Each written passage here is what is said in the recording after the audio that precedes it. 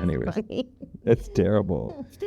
Okay, where was I? So, Jeff, if someone has a limited budget, Yes. what are the top 3 landscaping changes that offer the best return? So definitely mulch for sure, Okay. and mulch everything. If you have some trees on your front lawn, put a circle of mulch around the bottom of them. It doesn't have to be big, like a 3-foot wide circle. It just makes it look tidy.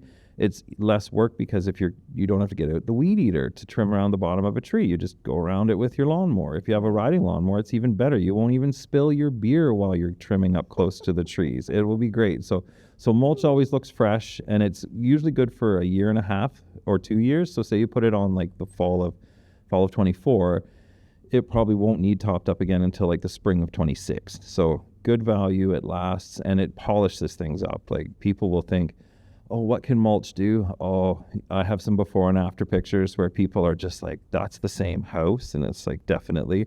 Another thing is if stuff is overgrown and you're like, it's looking a little tired, don't be afraid to trim it or pull it out. And if it's the functional lifespan for most shrubbery is about 15 years. So if you've bought a house and you've been there 25 years and you absolutely love the euonymus that's out front, but it's wild and it's big, I would yank it out and put in something smaller and tidier, just so that, because the current trends right now seem to be going to everybody has no time, they're busy, so they want things that sit and stay like a well-trained dog. So if you've got stuff that's looking pretty wild, they'll look at it and be thinking, ooh, I'm going to have to do something with that in the future. But if you get rid of that and make it just tidy, that would be definitely a thing there. And the last one is just if it's summertime, water your lawn. Because if you have a brown lawn, nobody wants to see that.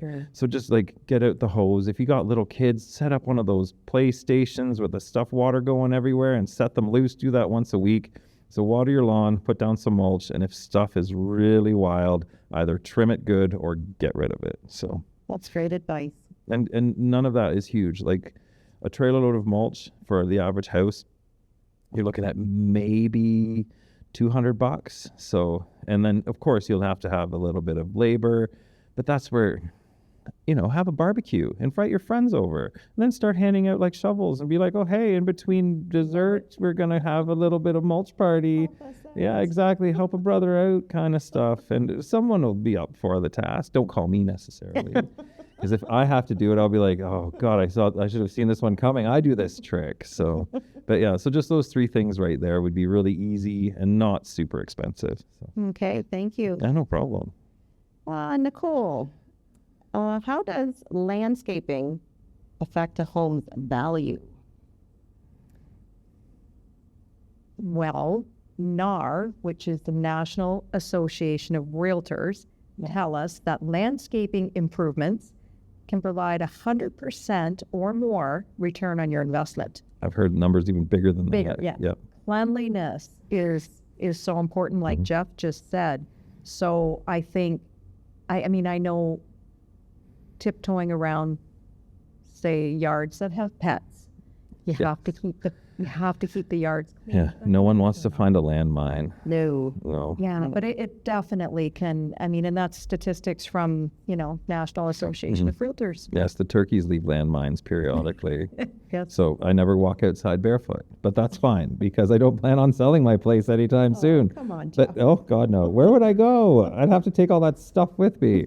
But yeah, no, that I can see where cleanliness would be definitely a big deal because someone with some nice shoes and yikes. Yeah.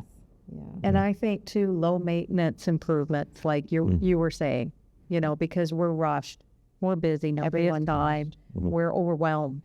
Yes. And people put so much pressure on themselves too because they see it on Instagram where, so-and-so has like the most perfect life and perfect yard and perfect everything.